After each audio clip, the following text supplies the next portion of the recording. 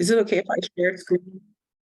Welcome, everyone, to our Thursday evening class. We are excited this evening to have Shyanne Miller with us, who will be talking about Delaware legislative activities in the first 6 months of 2023 and looking forward into 2024. Shyanne, I think many of you know, is one of the lead advocates in our community, has been with the Urban League and Network Delaware, and now most recently has taken a full-time position with Working Families Party. And so I will let Shyanne do the rest of her introduction. Welcome, Shyanne. Hi, I'm Shyanne Miller, and I'm from Wilmington. I've grown up in Wilmington, lived in Delaware my whole life. And I guess a little bit about my educational background. I went to University of Delaware, and I actually studied wildlife conservation, and then also went to get my master's degree at a small school in Vermont called SIT Graduate Institute, where I studied sustainable development with like a focus on policy advocacy. So I kind of came out of there all radicalized and crazy, and it was actually a Peace Corps school, so I came out crazy. And when I got back into Delaware, I was like, maybe I should get involved in like community organizing stuff. So I was heavily involved with the Coalition to Dismantle the New Jim Crow. It's my daughter trying to get in the door. And I'm like, God, that was like maybe 3 or 4 years. I would say 3 or 4 years maybe, but they actually just like sort of closed up in 2022, December of 2022. So that work was amazing. And a lot of the work I do is around community organizing and policy advocacy. So my whole thing is always about how do you get the community involved with, changing policies at the state level or the local level, and pushing their elected officials to kind of do the right thing when it comes to voting on policy. So I have a strong and long history of working with Network Delaware. I worked for 3 years with the Metropolitan Wilmington Urban League, and I recently left the Metropolitan Wilmington Urban League, it's a long name, to go to Delaware Working Families Party, which I literally just started 2 weeks ago. Still doing very similar work in terms of policy advocacy, but as we probably know, if you don't know, you will know, the Working Families Party is actually a political party and not necessarily just a nonprofit like I've been in. So it's a little bit different of a world for me. But I still do a bunch of volunteer work. So you probably see me around with the Homes Campaign or something to do with policing or something to do with criminal justice reform or fines and fees or whatever you see me in, but you'll see me. So I'm giving you a whole rundown of as many pieces of legislation as I can fit into this time without overwhelming you. Because when you see what I got to share with you, you're going to be like, look. So I did share it with Lynn, and I'll share my screen when I get a chance, but I did share it with Lynn. Y'all don't have to take notes. You can have you can have this little slideshow. But I don't know. This is one of those things that it can get a little wonky. I'm not an expert on every piece of legislation I'm going to share, but I think I know enough to be dangerous. And I actually didn't put a lot of who the sponsors are on these pieces of legislation. So when you get this, you can feel free to jump into it and click the links that I've included. I've linked directly to the bills on the Delaware legislative site, and I will jump in into it. So hold on, Lynn. I can't hear you. Say it again. Off of mute. Oh, just so you know, we have had many speakers over the last few months come in and speak on some of these specific pieces of legislation. So not all of them, we haven't covered everything, but folks, maybe, somewhat knowledgeable about a bunch of them. Okay, good. So y'all might know answers to questions that I don't know even. So we'll find out.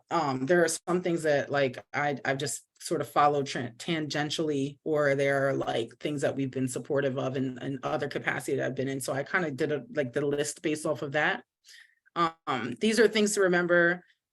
Delaware has 2-year-long sessions. So January and June January and June are sort of the space where they actually do what I call legislative work, legislative voting. They actually look at bills during that time, and then they don't work. And in January and June, I'll have to say this every time because I get mad about this because everyone should be able to work like this, but legislators specifically are allowed to. They really only vote between Tuesday, Wednesday, and Thursday of each week. And then on top of that, they have a lot of breaks. So they're not even working that full 6 months. Either way, regardless, your legislator is your legislator, 365 until they're not voted in no more. And so just because they're not in there voting on legislation between, July and December, does not mean that you can't reach out to them and talk to them about what this is. And it's important to know that this year's legislation, if it hasn't been killed, is going into 2024. So in January of 2024, when they sort of pick back up legislation, a lot of these pieces that haven't been like killed, if you will, are going to be picked back up. And they can introduce new legislation. Any legislation that doesn't pass by June 30th of 2024 will die and then move on to the next legislative session of January 2025. It's a lot of dates. So I like to give that context because a lot of people are like, what if it didn't pass this year? And then what? We got time. We can still, do things. I broke this down in a few different ways. I'm going to kind of go by like subject area, housing, criminal justice, environmental justice, so on and so forth. And there may be some missing pieces in here, but I kind of, like I said, I picked out what I could. And of course, I had to start with housing because when do I not talk about housing? So right to representation is one of the pieces of legislation that you very much likely heard about like a million times. If you didn't hear it from me, you heard it from somebody else. Basically, what it does is provides tenants with opportunity to have legal representation during their eviction proceedings. This is like a 3-year-long fight. It was ridiculous, no sense, but it was passed in a law, and they just had like a little bill signing. And it's a great thing. It's like real progress in terms of being able to help people avoid eviction. You're a lot less likely to be kicked out of your house if you have somebody to represent you when you go to court. And I will go through these, like, just come off mute or put it in the chat, like, as I go through. Do not feel like you have to like wait for me to go through all these and ask questions after. One that has actually been a decade-long fight that has not gotten passed yet, but is introduced again this year and is sitting in the House Judiciary Committee, is the Homeless Bill of Rights. That is a very interesting one. I actually had a meeting about it earlier today. I am very invested in making sure we get this passed here in Delaware, alongside many other advocates. And really what it does, it creates a level of protection around your housing status. And the thought process is, obviously, if you are experiencing homelessness, you're very likely to be experiencing a lot of stigma and a lot of discrimination. And you tend to kind of lose those rights that you have, those civil rights, specifically those legal rights that you have, simply based on the fact that you're experiencing homelessness. People will try to deny you access to public spaces. They'll try to make it so you're not allowed to vote. They do all kinds of crazy stuff to homeless people. And so we're saying that not necessarily giving new rights to people, but can we create a level of protection for the rights that people already have that should not be taken away just because they're experiencing homelessness? And then if we do see people who are experiencing homelessness experience some type of discrimination, let's have a designated body, the Division of Human Relations, which I think is now called the Human Rights Commission. They need to actually be able to investigate so that we have some form of accountability. So the other one is around rent escrow, another bill that has been introduced and has gone through a ton of iterations. And essentially this housing measure is about creating a way for tenants to be able to withhold their rent by placing it in escrow with the courts. So if you live in the city of Wilmington, a lot of you may know that the city of Wilmington had an escrow, doesn't have an escrow now that you can really use. The process of withholding your rent is extremely complicated and like, honestly, like difficult for people to understand. And most people who, you go ahead, I'm sorry. So Shyanne, could you just explain why they would need to withhold their rent? Yeah. What is something that a tenant would need to do? So if you decide like you are living in a situation, say as a tenant, and maybe your house ain't up to code, maybe your house ain't looking too good, and your landlord is just like being really dodgy about fixing it, like, oh, they're not going to come in, or they're just being like, I don't want to do that, or it's going to cost me too much money, or just not talking to you at all. Escrow allows for you to essentially put that money aside. Of course, it's important to know that escrow is like obviously where you put the money, and you've always had the right to withhold rent. though. So this is not a change necessarily to the right to withhold rent. It's a change to being able to create a process for where you withhold that rent, where you can place it, and it's going to be placed in the justice of the peace courts, which is where you go when you have to deal with like housing stuff. Easy legislation that should be able to pass quickly, but it obviously hasn't passed since it was introduced. It did get through the House, but it still needs to go through the Senate Housing Committee. And believe it or not, there was a lot of pushback on this bill from some legislators with a lot of landlords. Yeah, because is there a fiscal note, or what is their reason they're giving for pushing back? So they're not really concerned about the fiscal note. I think they were just concerned about like the fact that tenants were going to be able to withhold their rent in the escrow. And at one point, like, I just got confused. I was actually on calls with landlords about this, and you could see that there was a lot of nitpicking about like just little things that you could tell was just like, they just don't want the bill. They had concerns about things like, well, how fast am I going to get my money back? Which I actually think matters to them and is actually really important. So they were concerned essentially. So if you put your money in the rent escrow and let's say you fix this problem, they don't want to have to wait 90 days to get that rent that you put in there. That just makes sense, right? They shouldn't have to wait that long to get that rent. But then there were also like little things like, why do we need this? You can do escrow on your own. And, we don't want them to be able to just withhold rent. What exactly is rent? Because what if I'm charging them water? Shouldn't they have to pay for their water? And your rent and your water could be like, in your lease, it could be bundled together. So like there were little things that they kind of pushed back on. And they were really concerned because they were like, oh, this is really just for the city of Wilmington, when in reality, one, it's a state law, so it's accessible for anyone. And two, like actually the issue of rent withholding, and honestly, accountability for landlords, which that's all this is, an accountability measure, is a problem for the whole state. So they kind of try to make it seem like it was a Wilmington issue. And it just isn't. Like, it's not just a Wilmington issue, unfortunately. It's everywhere.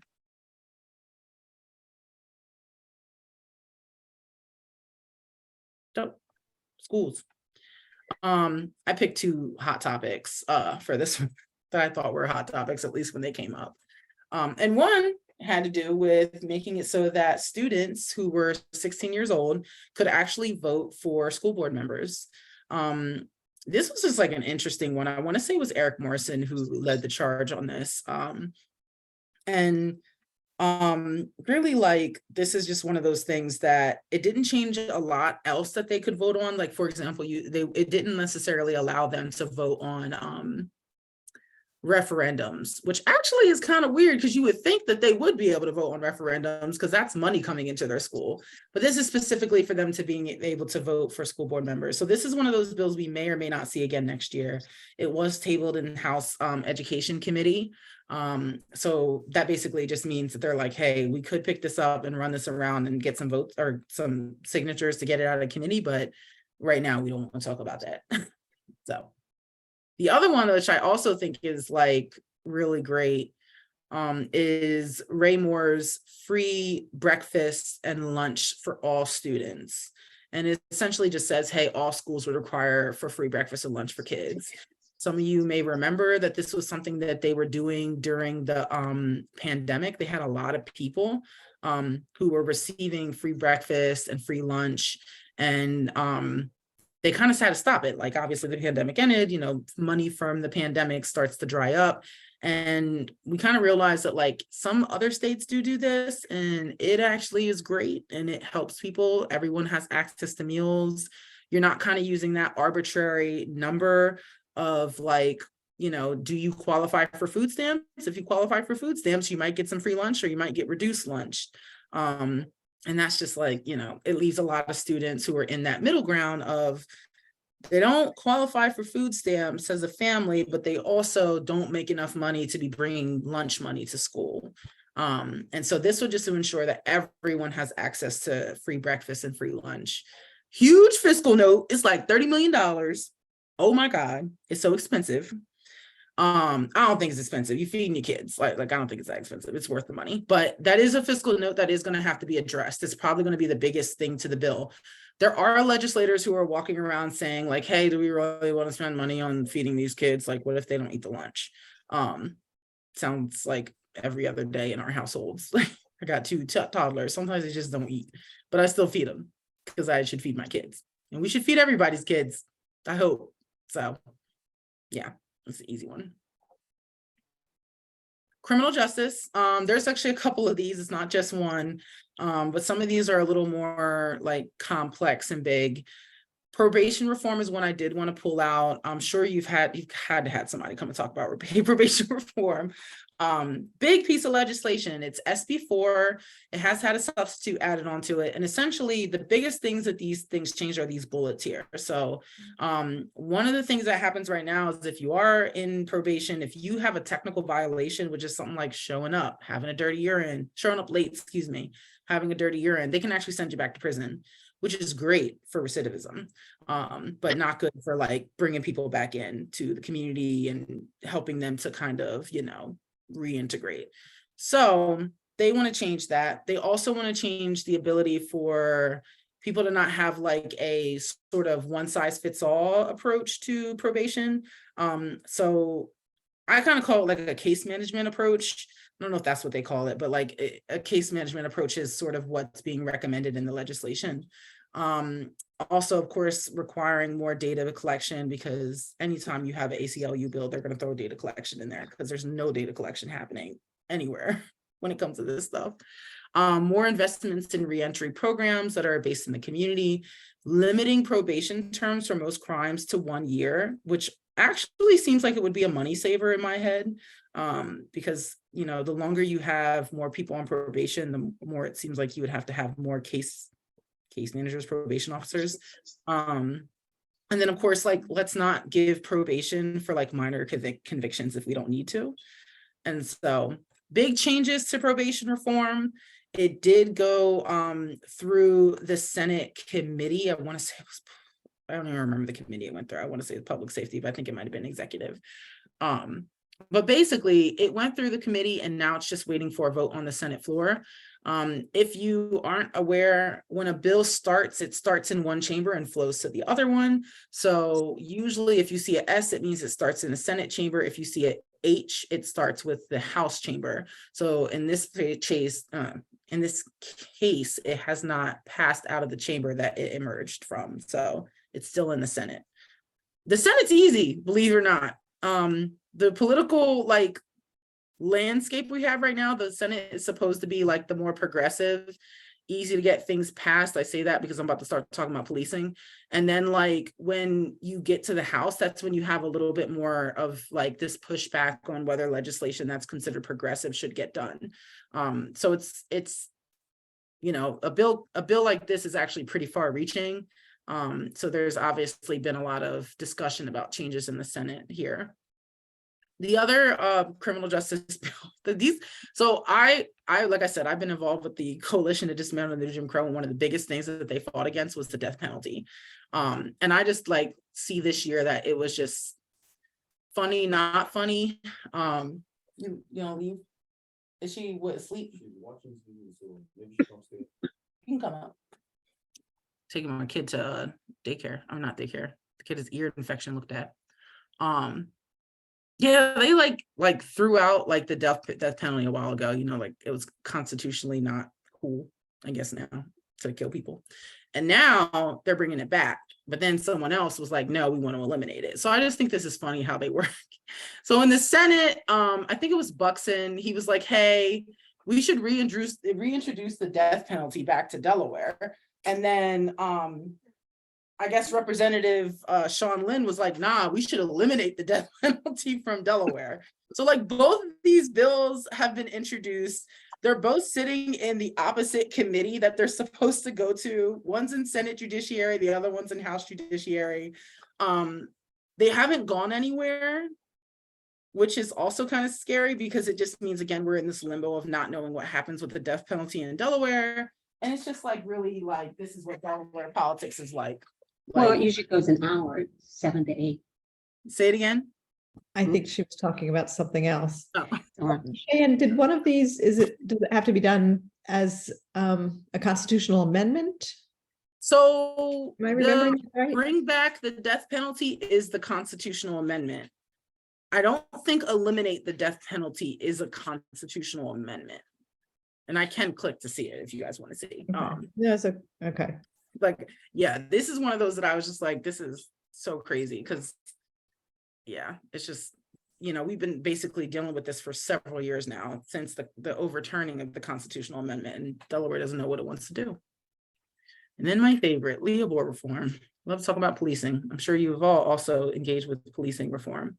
So background, the Law Enforcement Officers Bill of Rights is a state law that, I say is, but there's been recent changes to it, but is a state law that exists in Delaware and many other states, of course, but in Delaware that basically says that there's going to be a lot of secrecy around police misconduct records. It shields misconduct records from the public and doesn't really allow for us to be able to have access to those things. And when I say the public, I mean everyone from, like, you know, media, journalism, type of groups, nonprofit groups, you as a regular person that may want to submit a FOIA request, and also dang, she just turned the whole light out on me. And also from public defenders. And so if there's like a case where a police officer does something bad, they are investigated if the officer's department decides to investigate them. And then if the department does investigate them, they get to determine whether or not the findings are sustained, if you will. So they go through and they are the ones who are sustaining their own findings. And then of course, like there's also a lot of like prohibition on who can investigate police, but also who can like punish police, if that makes sense. There's not really a lot that you can do with LEABOR when it comes to police transparency in terms of records.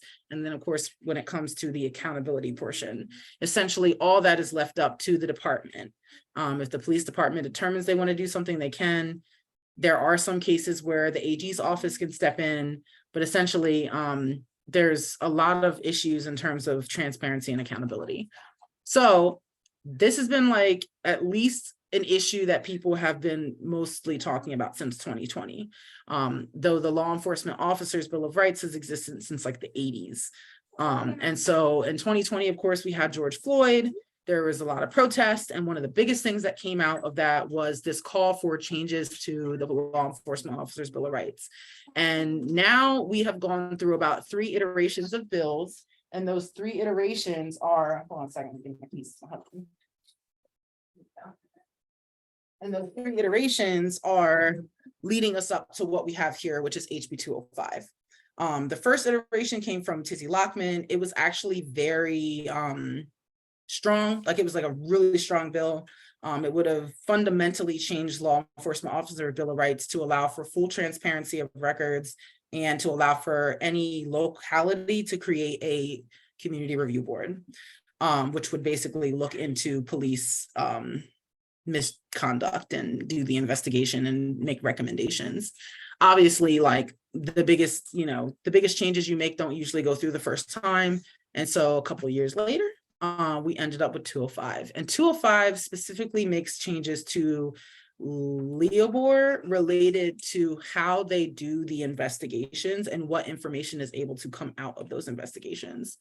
So I like to start with this because I think it's important for people to understand there's not a fundamental change to who is allowed to do investigations based on this legislation. It still allows for the department to do investigations and on itself, on their own people, and to sustain their own findings.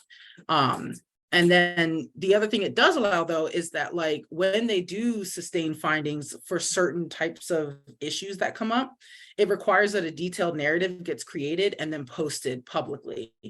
And specifically, these are only in cases where use of force that results in serious physical injury, if they had to discharge their firearm, if there was a sustained case of sexual harassment or sexual assault, sustained case of dishonesty, a sustained case of domestic violence. And I keep saying sustained because it means the cops still have to do their investigation.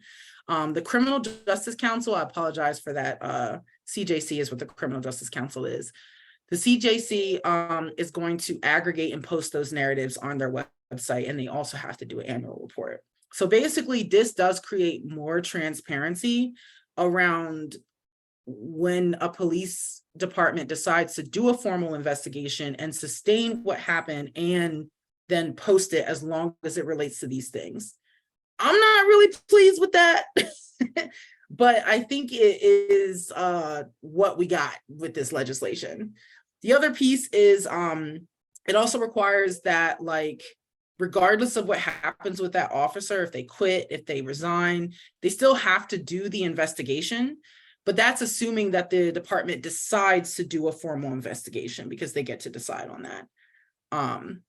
And then the second part of it, which is the same legislation, is not second, it's like the third or fourth part. It requires the department to provide the victim who's complaining or the complainant themselves with like information as to what happened with that investigation and what was the outcome. Was there like, you know, a recommendation of some type of you know, discipline? Like, that is something they are required to do. They have to tell the complainant like what happened. They can't just leave them hanging, essentially, which is a great thing. And then again, it also does change what public defenders can have access to, as long as their defendant request in a criminal or delinquency case and has to go through the Department of Justice, existing records to sustain findings of misconduct relating to certain issues. So it's important for you to click this legislation and read even just the summary, because it's not every issue that they can request. Like, it's like issues like dishonesty. So this is like an extremely limited amount of information that we've gotten as a result of HB 205 access to. And obviously we haven't gotten access to it. The bill just passed. They literally just had like a signing for it. This one is an interesting one though, but it passed into law. So I'm going to pause for that one. That was a lot of information. Yeah, I mean, this is one that we've had people come in to speak with us, you know, a couple of years ago, and it was Tizzy Lockman's version. And then this year we had Misty come in and talk about the issue and what needed to be done. And of course, what she was advocating for would have gone far beyond what has been incorporated in this one. Do you want to guess at all about what will happen next? You know, will folks check the box and say, we've reformed Leobor, yay, we're done, and move on? Or do you think there is still enough momentum in the advocacy community and enough concern among the legislators to really commit to going a second step and trying to still reform it further? Yeah, I mean, like, personally, I'm all down. And I've talked to a lot of advocates that were like, hey, I'm still riled up about this. I just don't know. And this is literally what people are saying. I'm riled up. I just don't know that this is the legislature that's going to get it done. I had the opportunity to attend the bill signing. And while I really don't like this legislation, because I think it's very misleading to the community about what we've gotten access to. And can lead people to believing that we shouldn't ask for more because we got what we wanted. I did get a chance to talk to Mimi very briefly, and Mimi Minor-Brown is the representative who was able to spearhead getting this done. She expressed interest in working on this further. No one knows what that means, right? Like, it's such a contentious issue. And at the end of the day, all the legislators still have to deal with the entire House to get it through, which is literally still a house full of individuals who are just very like sympathetic to the police. And so we're dealing with a lot of barriers to get it done. And honestly, I'll be straight. I don't know what legislator is going to pick this up after Mimi got it done. So I would love to know, you know, if Mimi is like, hey, that was a lot of work, I don't want to do this anymore, who else wants to pick it up? Hopefully someone will, or he continues to do it. We also had a lot of controversy during the last couple of weeks of session. So one of the biggest things that happened was Mimi Minor-Brown introduced this legislation and did not share with any advocates at all about police reform. No advocate was brought to the table in the drafting of this legislation. And so it was introduced on a Friday. It was ran in a committee on a Wednesday. And there really wasn't an opportunity to engage with the sponsor, Representative Brown, on what changes needed to be made during that very short window. And so a lot of people came out against this. I came out against, we showed up against this legislation because it just didn't go far enough. And it was like I said, it leaves people with a taste that things are done already. Oh, we did Leobor, and it's just not true. We didn't get what we needed. So yeah, like I'm kind of like, I'm ready for another fight for Leobor. I know I tend to go into these things thinking like we're gonna have to go against a hard legislature anyway. You know, everyone's gonna say, well, you know, Pete Schwarzkopf's not the guy anymore. He's not House Speaker. And I'm gonna be like, well, yeah, but does that mean we really have what we need to be able to get these votes through? Doesn't always mean that. You know, our speaker is what's her name? Valerie Longhurst. Our majority leader is Representative Minor Brown. And you know, we got Carrie Evelyn Harris as our whip, and that's all in the House. And like I said, the House is the hardest part. So I wasn't pleased with the way they handled it this year. There's a lot of like trust that needs to be rebuilt with this legislation. And in all honesty, like a lot of people came out against it. And it just those things. Yeah. Does someone have a question? No. Okay. Next one. More Leobor stuff. It's like this ain't Leobor specifically, but it is police reform. Mommy, So Mommy, I'm yes. Gracie Connor. Yes, we're gonna watch Gracie Corner when we're done. So she wants to watch Gracie Corner, y'all. So the Council on Police Training, that's basically a group that looks at like police training issues and certification issues and things like that. Representative Johnson, Kendra Johnson, sorry, it took me a minute, to she introduced the legislation HB 206 that would basically change this COPT, Council on Police Training, to the Police Officer Standard and Training Commission, or POST Commission. And I'll refer to it as POST. It really matters a little bit, like kind of, right? Like it, so this is sort of like what they introduced as the second part of accountability for Leobor reform. Like I said before, one piece of it had to do with transparency on records, which we talked about, which was the you know, that bill that we just talked about. This is kind of supposed to be addressing the accountability portion, but it goes beyond just accountability, because essentially POST is really about like training and things like that, and setting standards and basically creating like a statewide standard and certification process, accreditation process is the word I'm looking for police officers. And so part of what POST does is they give out what are going to be these training standards for police officers. They are responsible for conducting hearings for any type of like potential suspension or a decertification of an officer. They are also, the legislation would remove the requirement that a discipline proceeding be tied to whether or not the employing department takes action against the officer, which is sort of a good thing. Like they can basically go forward with a discipline proceeding, even if the department doesn't want to. And increases the instances when discipline can be issued. So those are good things. It advises the Delaware Police Accreditation Commission on statewide accreditation standards. I think she said this would be the first in the state. And then issuing guidelines for local police oversight commissions or boards. Essentially, you know, it sort of like gives some of what people were asking for, which people were asking essentially for the ability for the local departments to be able to, the localities, not the departments, to be able to have some form of a community-based review board that could look into when something goes wrong and make recommendations around discipline. The reason why people were a little hesitant about saying that this was a good solution for that is because many people are concerned about the presence of police and law enforcement on any type of review board. And so POST and COPT is mostly police officers or law enforcement related people. In some cases, it's even like law enforcement related simply by proxy. So like, for example, the head of the public safety committee in the House is Frank Cook, and he's a member of Post. But Frank Cook is also a former police officer with Newcastle County PD, right? Like, so those issues also exist.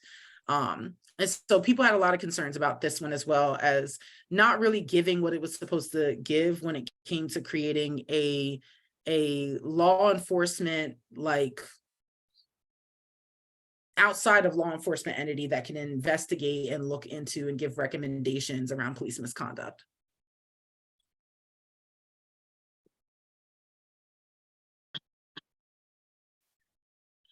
Out of that one, environmental justice. So, Green Amendment. This is actually a constitutional amendment. I don't know if y'all have heard about this one. If you haven't, I can like get you in touch with Medina. She's a representative who's like helping spearhead all this particular one. But basically, it just says that we have an inherent right to. We have a couple people here tonight in our group who are very involved in these. Good. So y'all got it.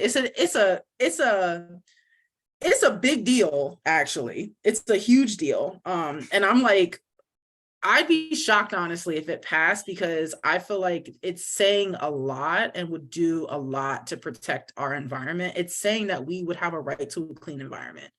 And that the state would have to help us make sure that right is protected. And it seems like it would be a thing that we already have, but it's not. But essentially, it's waiting on a vote in the House. So if you have not talked to your House legislator yet, get with it. Talk to them about it. This is one of those things that like, this is like an easy one to me, but you know, it's a constitutional amendment. It's hard at the same time. The other is a piece of legislation that has passed. I believe it was led by Deb Heffernan. I actually don't know a ton about this. I didn't work on this super hard, but it's basically the Climate Change Solutions Act.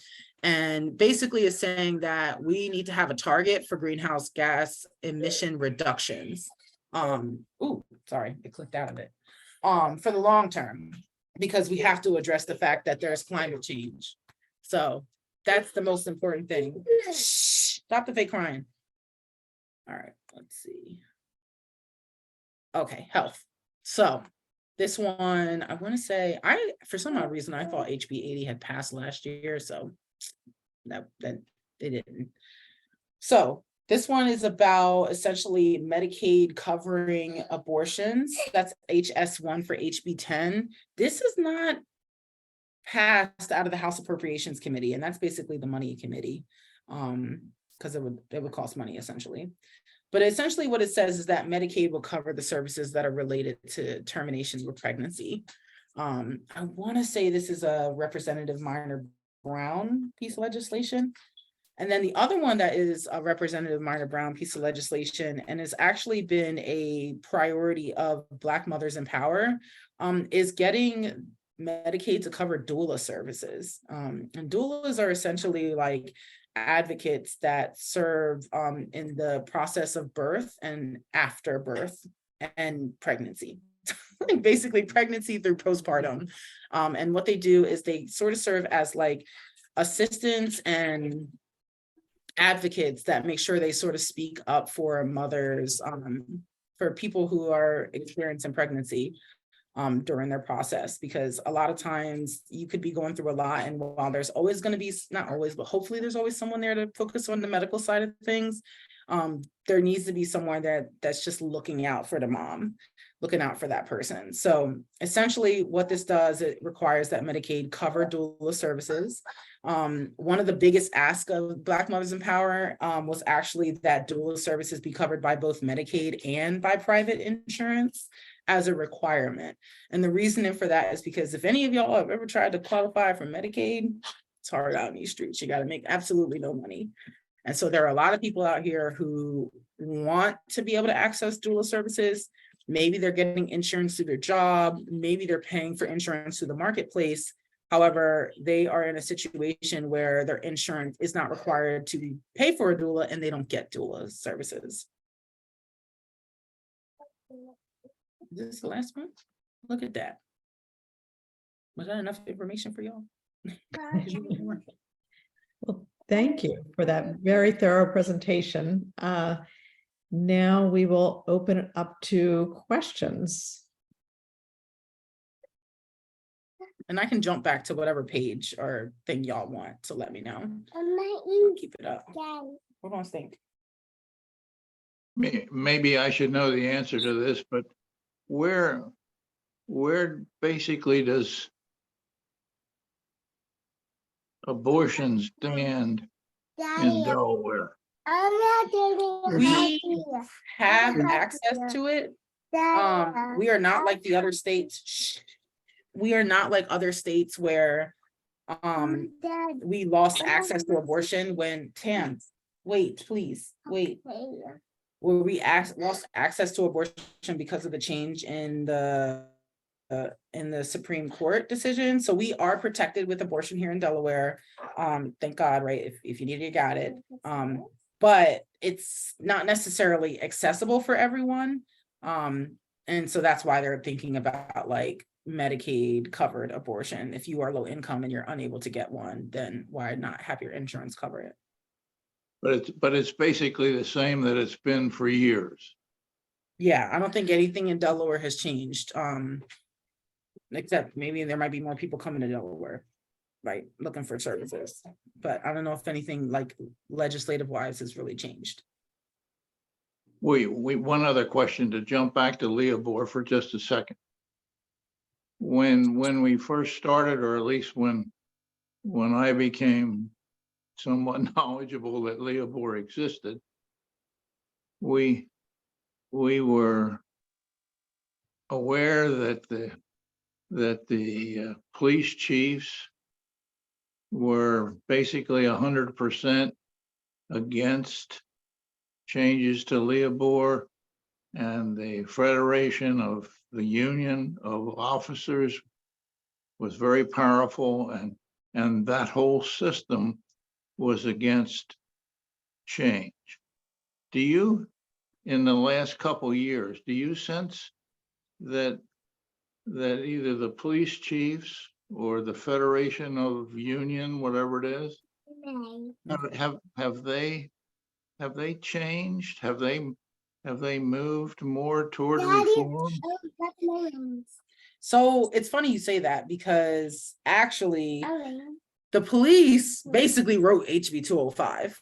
So yeah, they have changed to an extent to say that they're allowed these things, but like the changes that are allowed in 205. However, those changes aren't fundamental changes. And so the question of whether or not the police will come to the table for fundamental changes is still up, right? So like, I don't necessarily think that they have changed their position. They haven't stated it as in terms of what I've heard or the circles that I'm running in. And it's a little disappointing because like they came out in droves in support of this legislation, and this legislation doesn't take the power of investigating themselves and sustaining, their own investigations away from them. It doesn't require them to put up any more information than what they've already been putting up, right? Like, so it's a little frustrating because again, it does give the impression that like police came to the table, and I don't think that impression is fully like, it's not as clear like that, they basically wrote this legislation themselves. So is there a new leader to the Federation? Oh, I don't know. Pardon me? That's a good question. I don't know. There might be. I don't think there is, but there might be soon. I have no clue. You see any changes in police chiefs? Wilmington had a change recently, but I don't think that Wilmington, most of the time, just because I live here, I'm not clear about whether Newcastle County has recently, but Wilmington did. Yep. And I know I see Roger and Sally as well. Thank you. Thank you. Maybe Sally will say the same thing, but we will have more of an exploration of HB 99 and a 1010 adult education in the fall with the Sierra Club coming in and explaining that all. But it was a very huge piece of climate legislation. We're so glad it passed. It really says that the state has to plan in everything that they do. Every department has an obligation to look at what they do will have in terms of reducing greenhouse gases and, helping or hurting the climate. It has to be considered by every part of the government of Delaware. Sally, do you have any more comment on that? I just would agree. Agree. It's a huge, important piece of legislation. We're very thankful that it passed. Yeah, I think it's a good piece of legislation. I heard a little bit about it from Sierra Club, as it was kind of going through the chambers. But I didn't have all the details about it. And I don't know if it was everything that was asked for, but I do know that it was a big deal, in terms of progress for at least acknowledging and doing something about climate change. Yeah, and it did actually have some bipartisan support, which we were very happy with. I Right. thought I saw that for the constitutional amendment, but I was sitting in one committee and there was a lot going on in that. I think it was like House Executive Committee or something like that. It was about crazy. Well, that constitutional amendment is not exactly groundbreaking in the country, because there are lawsuits in parts of this country in states that have something like that in their constitution, and now people are suing. And it's a real uphill battle, even if it is in the Constitution. It's a real uphill battle to win any lawsuit on the basis of you're supposed to have the right to have clean air and water. Right. It's still an uphill battle. Yeah, and I think it'd be a real uphill battle to get that passed. And Zoom keeps lowering my hand because I talked, but I did have another question. And that is, Shyanne, do you know what's happened with fines and fees? Then I thought something passed last year, not this legislative session last year, but last year, and that there's now an implementation. This is actually a Lynn question. Yeah, so the big one actually did pass in 2022. We got HB 244 passed, which ended the suspension of driver's license for failure to pay. It eliminated a couple of the most egregious fees that get attached on top of the punitive fines. It eliminated fines and fees for juveniles. And it also required the establishment of a study group that would look at and make recommendations on future reforms. So that study group went into action and has to deliver its report on September 1st. So there are a number of us who have been feverishly working on that this summer, because the study group got off to a slow start. And so a lot of effort is going in the summer to pull all that together and make recommendations for future reforms, which hopefully will address additional elimination of fees, adding ability to pay to financial debt, is also going to look at alternative sanctions, how to deal with restitution, how to deal with old debt, and a whole lot of issues all related to criminal justice imposed debt. So lots of recommendations will be coming out through this report, and then we'll have to figure out how to prioritize legislation that we'll want to push based on those recommendations. So hopefully we'll see more things introduced in January. Good news. Thank you. And I don't, it just says Zoom user, but feel free to come off mute. You got your hand up. Is it Maria, maybe? I had a question about the Medicaid paying for abortion services. I know this has been a problem nationally, so I was wondering what you think our attitude is In terms here, of, because there's always been the fight has been always not to have abortion paid by a publicly funded insurance like Medicaid, for example. So is there a lot of pushback with that? I sat in, I want to say, a committee hearing. I want to say it was Social Health and Social Services or something like that committee hearing. And I thought it was an interesting committee hearing. I watched some Republicans speak in support of this legislation, and I don't know what the whip count is on this, but I was like pleasantly surprised to see that there were a lot of voices from both sides. There were voices from both sides of the aisle that spoke up in it. Delaware is different. Obviously, we do have the right to abortion in Delaware, and we're kind of like progressive on it. But I do not know, because now it's in appropriations committee.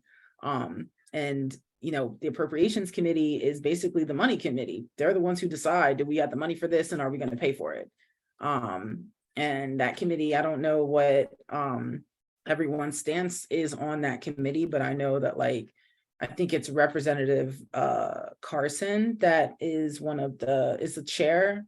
Not sure what his stance is on it. Representative Stephanie Bolden, I believe, is vice chair. I think she's pretty religious too, so I'm not sure what her stance is on it. And so the answer is I don't know. I don't know what the whip is. I don't know how people are feeling about it. But when I was sitting in that one committee, I was surprised to hear some support for it to get out of committee. You know how the counts are when it comes to Democrats and Republicans. And I think this is a piece of legislation, I could be wrong, that only requires a simple vote, like a simple majority, I mean. So it might be one of those situations where if all the Democrats are on board, you might have it. Or if you got a couple Republicans to replace the Democrats, you might have it. But that committee is what I'm waiting to see what happens in that committee. So. Great. And my second question was in terms of, and again, this is my biggest thoughts on what happens with all the garbage that we all generate in terms of what's actually recycled, and how does that contribute to our carbon footprint? Is that being discussed in that as part of that green legislation? I don't know. Does anyone else know? I'm sure it's going to have to be now that it's passed, but because I really don't know what our garbage companies, and there are various ones, I really don't know what they're doing with the stuff. We say, certain plastics are recycled, but I don't think they're recycled. I think they're either burned or I don't know how many go into the ground. But we don't really know what happens with all the garbage and all the efforts that we put into it. Well, go ahead. I don't know the broad answer to your question, but on a narrow piece, our local company, Ecoplastics, located in Wilmington, definitely does recycle plastic. We have a bench at Westminster made of that recycled plastic, and we're getting another one. So that is they don't take all kinds of plastic, but that is one place you can take your plastic and that it's actually being recycled. Right. They take the 2 and the 5s, and I do contribute to them, and I would encourage that we, spread the word around. But even they can only handle so much for a period of time. I mean, I would love to see more uses of those 2s and 5s. I would like to, how do we push companies that are, packaging with plastic to say, why don't you use the plastics that are more recyclable versus those that really get, have to get burned or dumped into the ground. So I think it's, what we do as an individual is so small, but, can we push legislation towards the packaging people? All these packages that come, is this a more degradable kind of plastic? How can we push that kind of stuff? I'd love to see some of that. I think that we can address some of that in the adult ed that's coming up. There is a group in Delaware called Plastics Free Delaware. If you're interested in the issues that are going on in the state, Plastics Free Delaware as a group is on top of that. I don't believe that we burn plastics in Delaware. I don't know where the plastics do end up on a national level. That's something that could be followed up on. But again, I can have the Sierra Club in October perhaps think about that question as well. That would be a great discussion. Yeah, I'd love to hear that. Thank you. And I know you all probably work with these same people, but if you're interested in talking to legislators, Larry Lambert and Medina Wilson Anton are probably like the ones that are my go-tos when it comes to environmental justice issues. There's also people have always talked about Senator Hansen. That is another one who is really interested and involved when it comes to environmental reform stuff. I don't know if it's all environmental justice work, but Isn't the talking new to them about what the legislator, regs are. Sophie Phillips, is it? What, didn't she run on a Oh environmental? God, yeah, I forgot all about Sophie. Sophie's mad involved with the environmental stuff. Like yes, sorry, I literally just talked to Sophie 2 days ago about like all this pieces of legislation that she's like, I gotta do these things because I love environmental stuff. So yeah, Sophie is another one. I mean, these are legislators that like, they're not all probably in the same, they're not in Wilmington, right? Like they're not necessarily all Wilmington legislators. Like a lot of the people I just named are either like Newark Bear area or they are like Claymont. I'm not saying that there's no one else in Wilmington. You can go and look. And there is a lot of what's those word called? Pickiness, territorialness amongst legislators. But honestly, like just go reach out to them anyway and be like, listen, I'd like to talk to you. I'd like to talk to my own representative and to just pick your brain about ideas. It does not hurt because not every legislator has the interest in the areas. If you go talk to a Sophie's going to talk to you. Larry's going to talk to you because they just love this stuff. They're like into it. But some legislators are just like, hey, education is my thing. So talk to me about that. But I always recommend talking to people who are outside of your representative.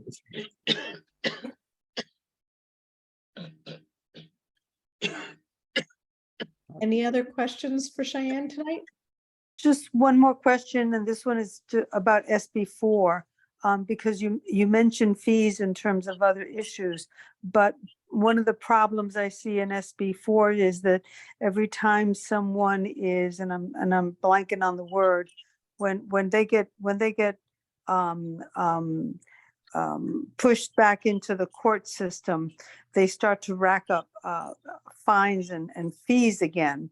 And I forget, if SB4 is being worked on some more, is the fee structure, is the unfairness of the fees that are built in there also with the courts and the continued probation, is that also being looked at?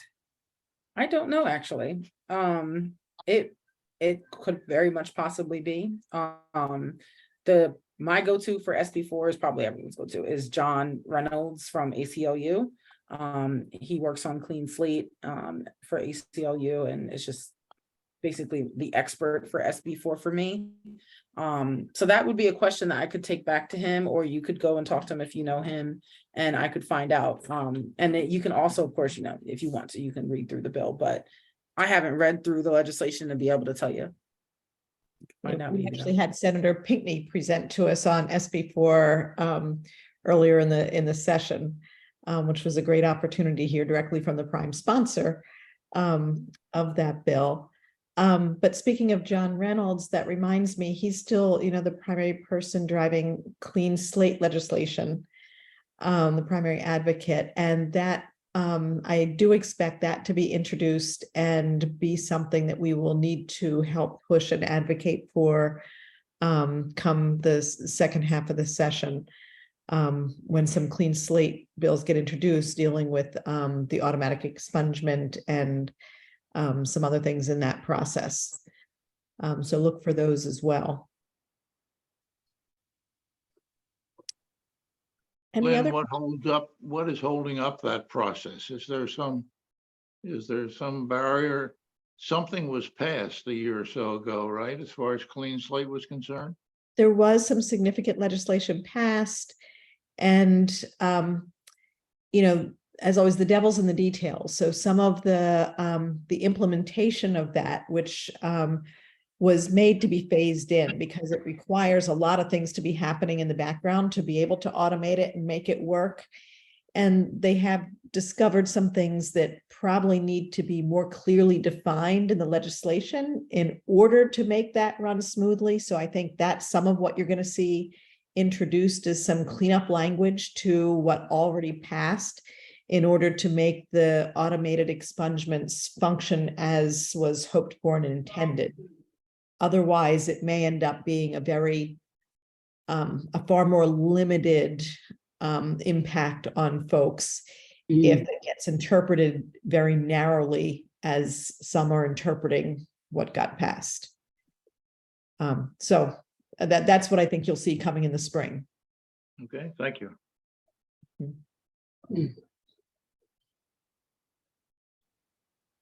All right, well, Shyanne, thank you very much for a really informative presentation.